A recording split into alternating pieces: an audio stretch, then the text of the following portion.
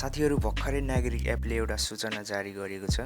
यो सूचना भने अनुसार अब नेपाली नागरिकले ट्राफिक नियम उल्लङ्घन नगरिकन सवारी चलाउँदा वा चेकजाँचको बखतमा नागरिक एप मार्फत आफ्नो सवारी चालक अनुमति पत्र देखाउन मिल्ने भएको छ। यो भने एकदमै राम्रो कुरा रहेको छ।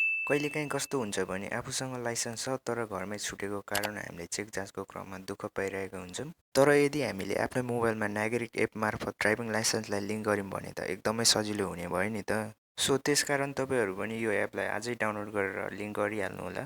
अब लिङ्क कसरी गर्ने त भन्दाखेरि म तपाईहरुलाई सिकाइहाल्छु यो कुरा। फर्स्टमा तपाईहरुले आफ्नो मोबाइलको प्ले स्टोर खोल्नुपर्ने हुन्छ। प्ले स्टोर खोलिसक्नु भइसकेपछि नागरिक एप भनेर सर्च गर्नु होला। यहाँनिर तपाईहरुले फर्स्टमै देख्न सकिहाल्नुहुन्छ।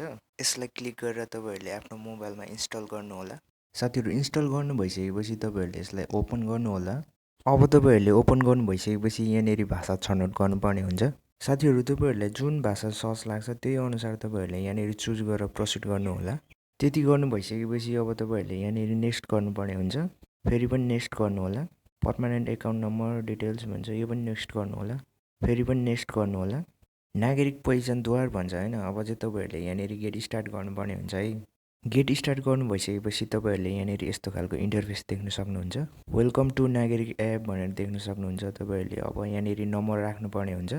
आफ्नो नम्बर राख्नु भइसकेपछि यहाँनिर तपाईहरुले प्रोसिड गर्नु होला। प्रोसिड गर्नु भइसकेपछि यहाँनिर तपाईहरुले ओटिपी कोड माग्छ। त्यो ओटिपी कोड चाहिँ तपाईहरुको एसएमएस मा आएको हुन्छ। त्यो कोड चाहिँ यहाँनिर राखेर प्रोसिड गरिदिनु होला। साथीहरु प्रोसिड गर्नु भइसकेपछि यहाँनिर तपाईहरुको भेरिफिकेसन भइहाल्छ। तपाईहरुले यहाँनिर अब डकुमेन्ट टाइप चुज गर्नुपर्ने हुन्छ है।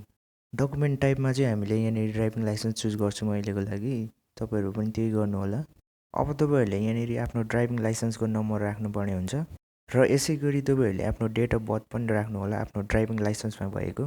र त्यति गर्नु भइसकेपछि यहाँनिर प्रोसिडमा क्लिक गर्नु होला। साथीहरु हाम्रो रजिस्ट्रेसन कम्प्लिट भइसकेको छ। तपाईहरुले यहाँ देख्न सक्नुहुन्छ registration process in your citizen app is complete and successful now proceed to use the app भन्छ हैन। अब तपाईहरुले यहाँनिर प्रोसिड गर्नुपर्ने हुन्छ। साथीहरु प्रोसिड गर्नु भइसकेपछि तपाईहरुले यहाँनिर यस्तो खालको इन्टरफेस देख्न सक्नुहुन्छ। यदि हजुरहरुले आफ्नो ड्राइभिङ लाइसेन्स हेर्नु परेमा यहाँ क्लिक गरेर हजुरहरुले हेर्न सकिहाल्नुहुन्छ।